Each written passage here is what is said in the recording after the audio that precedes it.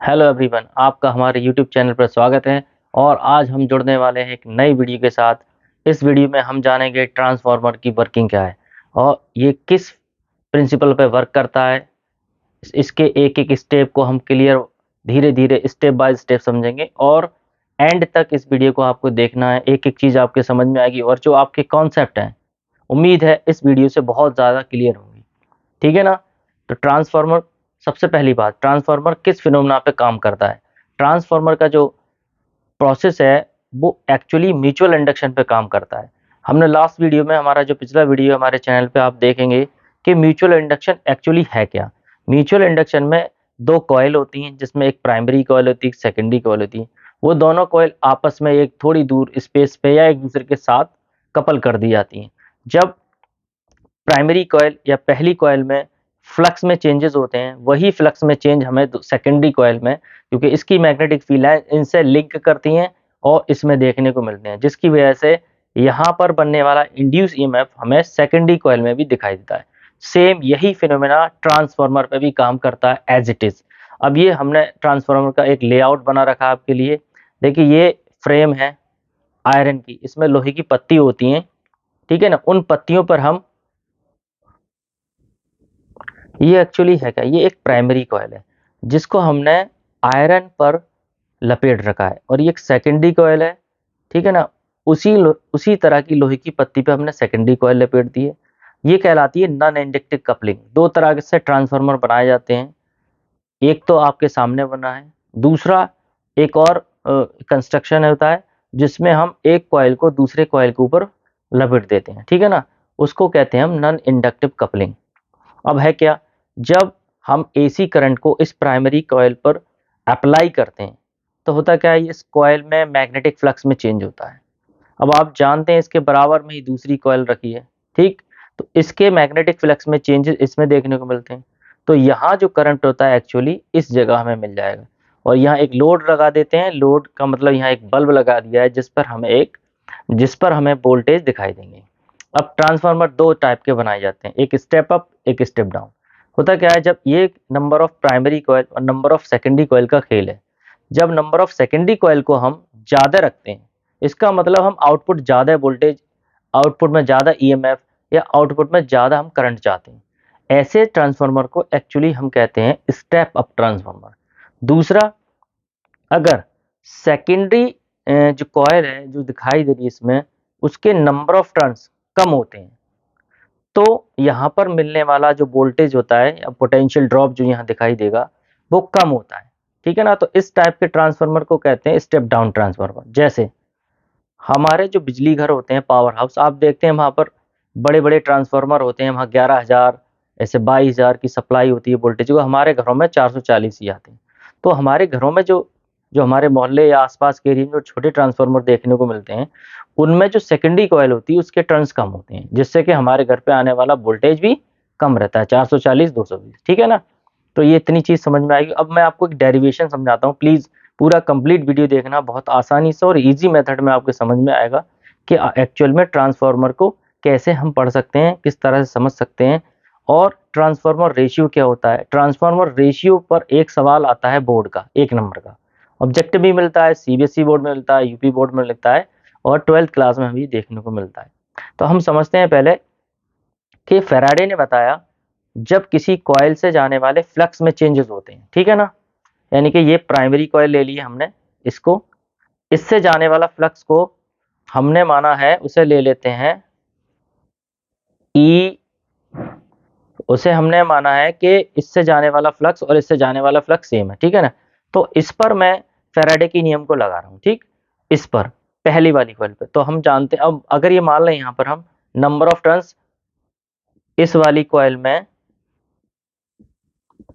N P हैं, तो आपने पढ़ा होगा कि जो फैराडे का नियम है वो चेंज इन मैग्नेटिक फ्लक्स पे डिपेंड करता है। E EMF is equal to the change in magnetic flux. ये हो गया प्राइमरी कॉइल में बनने वाला ईएमएफ। अब इसी तरह से सेकेंडरी कॉइल में ईएमएफ होगा। वहां मान लेते हैं हम नंबर ऑफ टर्न्स है एनएस, और सेम टू सेम यही वैल्यूज हम अप्लाई करने वाले हैं। This is the change in flux. Okay, this is the change in flux. अब होता क्या है, हम इसका ये जो है प्राइमरी कॉइल में बनने वाला इंड्यूस ईएमएफ है फैराडे के नियम से। This is the EMF in the secondary coil according to Faraday. हम जानते हैं कि जो फैराडे का नियम है, उन्होंने बताया है कि rate of change of flux, it means ये जो फैक्टर है इस पर डिपेंड करता है हमारा ईएमएफ, चाहे वो प्राइमरी कॉइल में हो चाहे सेकेंडरी कॉइल में। अब क्या करते हैं, हम इन दोनों को डिवाइड कर देते हैं तो हमें एक रिजल्ट मिल जाएगा। जब हम इन्हें डिवाइड करेंगे आपस में तो हमें ये जो फैक्टर है D five E over D T, D five over D T, this is the change rate of change of flux, rate of change of flux, these are cancel out, ये दोनों कैंसिल हो जाएंगे और minus से minus cancel होंगे तो हमें ये रिजल्ट मिलेगा एक छोटा सा। ठीक है ना, तो हमने इन दोनों को डिवाइड किया, इसे इक्वेशन नंबर 1 मान लेते हैं, इसे इक्वेशन नंबर 2 मान लेते हैं, इनका रेशियो लिया, हमें ये एक वैल्यू मिल गई, माइनस से माइनस कैंसिल हो गया और ये फ्लक्स के चेंज से इस वाला फ्लक्स का चेंज कैंसिल हो गया, क्योंकि ये रहा डायग्राम। मैं फिर से बता रहा हूँ, इसमें आने वाला चेंज फ्लक्स इसमें पहुंचता है, लिंक हो जाता है। ठीक है ना, क्योंकि ये दोनों कॉइल एक दूसरे के पास रखी होती हैं या एक दूसरे के ऊपर इनको लपेट दिया जाता है, नॉन इंडक्टिव कपलिंग। तो इसका फ्लक्स और इसका फ्लक्स सेम होता है, तो चेंज ऑफ फ्लक्स दोनों में सेम होगा, इसलिए हम दोनों को इसको और इसको कैंसिल आउट कर देंगे। ठीक है ना, डिवाइड करने पे क्यों ये दोनों एक जैसे ही हैं, कैंसिल आउट, ये हमारी एक इक्वेशन है। ठीक है, समझ में आया। अब इसका दूसरा हाफ, हम जानते हैं कि इनपुट, अगर ट्रांसफार्मर ऐसा है कि इनपुट पावर और आउटपुट पावर दोनों में कोई लॉस नहीं है, तो हम कह सकते हैं कि ये एक आइडियल ट्रांसफार्मर है। तो हम कैलकुलेशन जो है आइडियल ट्रांसफार्मर के अकॉर्डिंग ही करते हैं। तो मैं इसे रेज कर देता हूं, आप नोट कर लीजिए, उस वीडियो को पॉज करके आप इसे नोट कर लेना। ठीक है ना, अगर ये माना जाए कि ट्रांसफार्मर आइडियल है जैसे मैंने अभी बताया, तो जब आइडियल ट्रांसफार्मर होगा तो उसमें इनपुट और आउटपुट पावर में कोई लॉस नहीं हुआ। तो हम ले लेते हैं कि पी इनपुट जो है और पी आउटपुट जो है वो एक दूसरे के इक्वल हैं। अब आप जानते हैं कि पी इक्वल होता है वोल्टेज इनटू करंट, तो इनपुट मतलब प्राइमरी कॉइल और आउटपुट मतलब सेकेंडरी कॉइल। तो हम इसको ऐसे लिख सकते हैं या फिर ऐसे लिख सकते हैं। ठीक है ना, ऐसी पी आउटपुट को हम, ये पी इनपुट है, ठीक है ना, ऐसी पी आउटपुट है, इसको हम लिख सकते हैं सेकेंडरी कॉइल में जाने वाला करंट और वोल्टेज। ठीक है, इसे इक्वेशन नंबर 1 दे देते हैं, इसे सेकंड दे देते हैं। अगर ये माना जाए कि एक आइडियल ट्रांसफार्मर है तो हम क्या करेंगे, पी इनपुट पी आउटपुट के बराबर रख देंगे, इट मीन्स ये वाली इक्वेशन इसके बराबर रखेंगे। तो ई एस, सॉरी यहाँ पर आई एस होगा, गलती हुई, तो E S into I S equal E primary into I primary. ठीक है, अब इनके रेशियो हम ले लेते हैं ई एस ई पी, तो वैल्यू हमें मिलेगी,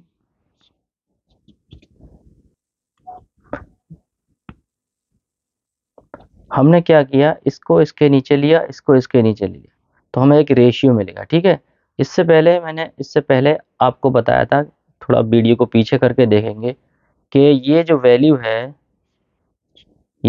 है एक्चुअली इसके बराबर होती है। अगर मैं इक्वेशन नंबर 3 इसे दे दूं और इक्वेशन नंबर से 4 मान लूं और सबका कंपेयर करें हमें, तो हमें एक स्टैंडर्ड रिजल्ट मिल जाएगा।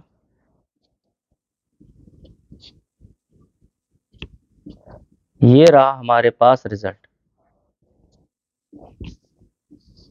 ठीक है ना, और इस वैल्यू को ही हम, ये जो वैल्यू है हमारे पास, इसको ही ट्रांसफार्मर रेशियो कहते हैं। और ये क्वेश्चन बोर्ड में पूछा जाता है कि ट्रांसफार्मर रेशियो क्या है। तो के की वैल्यू जो होती है number of secondary terms to the number of primary term, इसका मतलब रेशियो सेकेंडरी टू प्राइमरी का रेशियो ही ट्रांसफार्मर रेशियो कहलाता है। अगर के की वैल्यू 1 से ज़्यादा होती है, इधर लिख देता हूं मैं, के की वैल्यू अगर 1 से ज़्यादा होती है, अगर k की वैल्यू 1 से ज़्यादा होती है, 1 से ज़्यादा होती है, इस तरह के ट्रांसफार्मर को कहते हैं स्टेप अप ट्रांसफार्मर। अब यहाँ देखिए, अगर इसका रेशियो k है और k की वैल्यू 1 से ज़्यादा है, हम इन दोनों को इक्वेट करें तो हमें मिलेगा नंबर ऑफ सेकेंडरी टर्म्स जो होगा प्राइमरी से ज़्यादा होगा। इसका मतलब ये जो हमारा डायग्राम है, इसके जो टर्न्स होंगे वो इससे कम होंगे। अगर इसके टर्न इससे ज़्यादा हैं तो इस सिचुएशन को कहते हैं स्टेप अप ट्रांसफार्मर, ठीक है ना, क्योंकि इसमें टर्न्स ज़्यादा होंगे तो फ्लक्स में चेंज ज़्यादा होगा, फ्लक्स में चेंज ज़्यादा होगा तो ईएमएफ ज़्यादा होगा, वोल्टेज ज़्यादा है, इट मीन्स करंट ज़्यादा। इस तरह के ट्रांसफार्मर को कहते हैं स्टेप अप। अगर यहीं पर नंबर ऑफ टर्न्स कम है, या ऐसे लिख दें हम कि जो एनपी जो है, number of turns NP NS से ज़्यादा है, इट मीन्स यहाँ के टर्न यहाँ से ज़्यादा है, तो इसे स्टेप डाउन ट्रांसफर कहते हैं, स्टेप डाउन ट्रांसफर। उम्मीद है ये वीडियो आपको पसंद आया होगा, कायदे से वीडियो को देखेंगे, उम्मीद है आपके जो मिसकंसेप्ट हैं वो क्लियर होंगे। अगर हमारा वीडियो पसंद आया हो तो प्लीज़ हमारे चैनल को लाइक करें, शेयर करें और सब्सक्राइब करें। इसी तरह के वीडियो लगातार फिजिक्स के फिनोमेना या इंटरेस्टिंग एक्टिविटीज़ वगैरह, छोटी मोटी एक्टिविटीज़, बड़े लेवल की एक्टिविटीज़, बोर्ड की एक्टिविटीज़, जैसे जैसे भी बनेंगी लगातार हम अपने चैनल पर अपलोड करते रहेंगे। प्लीज़ आप हमारे चैनल को लाइक, शेयर एंड सब्सक्राइब करें। Thank you so much.